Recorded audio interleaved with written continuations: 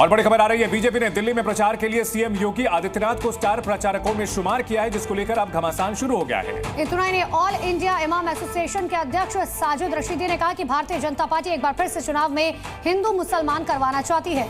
BJP योगी और हिमंता बिस्वा शर्मा को दिल्ली चुनाव में प्रचार के लिए इसलिए उतार रही है ताकि वहां अमन चैन बिगड़े। साजिद रशीदी का ये बयान सामने आया है तो योगी की दिल्ली के चुनाव में एंट्री के साथ ही मौलाना बौखलाए हुए हैं और बयान दे रहे हैं।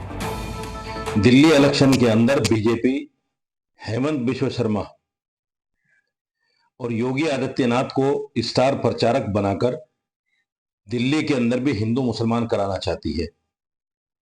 दिल्ली के अंदर भी जो लोग अमन चैन और सुकून से रह रहे हैं, उनका अमन चैन बिगाड़ना चाहती है, छीनना चाहती है।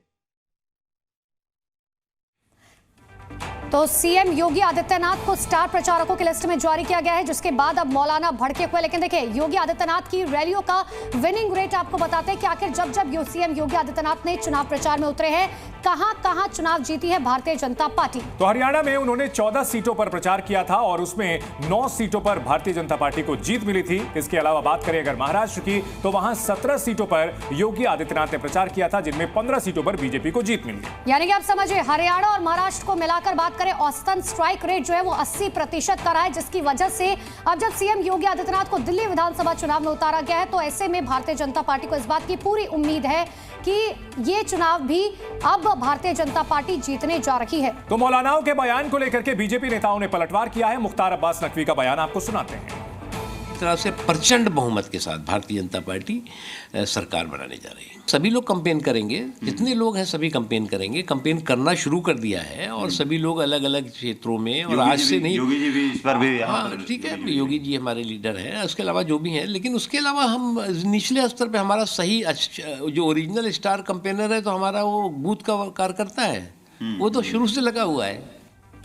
और इसी बीच बड़ी खबर आपको राजधानी दिल्ली से बता दें, जहां पर योगी आदित्यनाथ प्रचार प्रसार करेंगे। सीएम योगी आदित्यनाथ पर अब प्रेम शुक्ला का बयान सामने आया है। उन्होंने कहा है कि योगी हिंदुत्व के पुरोधा हैं और योगी आदित्यनाथ के प्रचार का सकारात्मक असर बीजेपी के चुनाव प्रचार पर पड़ेगा। प्रेम शुक्ला का यह बयान आया है तो बीजेपी यहां खुल करके योगी आदित्यनाथ के समर्थन में बयान कर रही है और जो मौलानाओं की ओर से ऐतराज जताया गया है, उन पर पलटवार कर रही है। जो स्टार कैंपेनर की लिस्ट जो जारी की है, उसमें योगी आदित्यनाथ भी हैं। क्या योगी का मैजिक चलेगा दिल्ली में, आपको लगता है? देखिए, आदरणीय योगी आदित्यनाथ जी इस देश के लोकप्रिय नेताओं में शुमार हैं। उत्तर प्रदेश के मुख्यमंत्री हैं, उत्तराखंड से मूल निवासी रहे हैं। ऐसे में उत्तराखंड और उत्तर प्रदेश के जो लोग होते हैं, वो आदरणीय योगी आदित्यनाथ जी को सुनना चाहते हैं और उनका अनुसरण करते हैं। दिल्ली में जो है बड़े पैमाने पर पूर्वांचली मतदाता है, जो दिल्ली के चुनाव को प्रभावित करता है, तो आदरणीय योगी आदित्यनाथ का प्रभाव निश्चित तौर पर पड़ेगा। और आदरणीय योगी आदित्यनाथ जी जो प्रज्वलंत हिंदुत्व के सबसे बड़े प्रवक्ता हैं, ऐसे में प्रज्वलंत हिंदुत्व में आस्था रखने वाला मतदाता निश्चित तौर पर आदरणीय योगी आदित्यनाथ जी के कार्यक्रमों से प्रभावित होता है। आम आदमी पार्टी हो या कांग्रेस हो या दूसरे आपके विरोधी दल हैं, उनका कहना है कि बीजेपी सियासी फायदा के लिए पोलराइज कर रही है दिल्ली के विधानसभा चुनाव को। नहीं, सियासी इसलिए पोलराइज करने का काम तो राहुल गांधी कर रहे हैं, जो कह रहे हैं कि इंडियन स्टेट के खिलाफ लड़ेंगे। मतलब सियासत तो बहुत छोटी सी चीज़ हो गई, वो तो आतंकवादियों की भाषा बोल रहे हैं, अलगाववादियों की भाषा बोल रहे हैं, टुकड़े टुकड़े गैंग के सरगना की भाषा बोल रहे हैं। इससे ज़्यादा भयंकर पोलराइजेशन जो देश के खिलाफ हो रहा है, वो तो अत्यंत दुर्भाग्यपूर्ण है।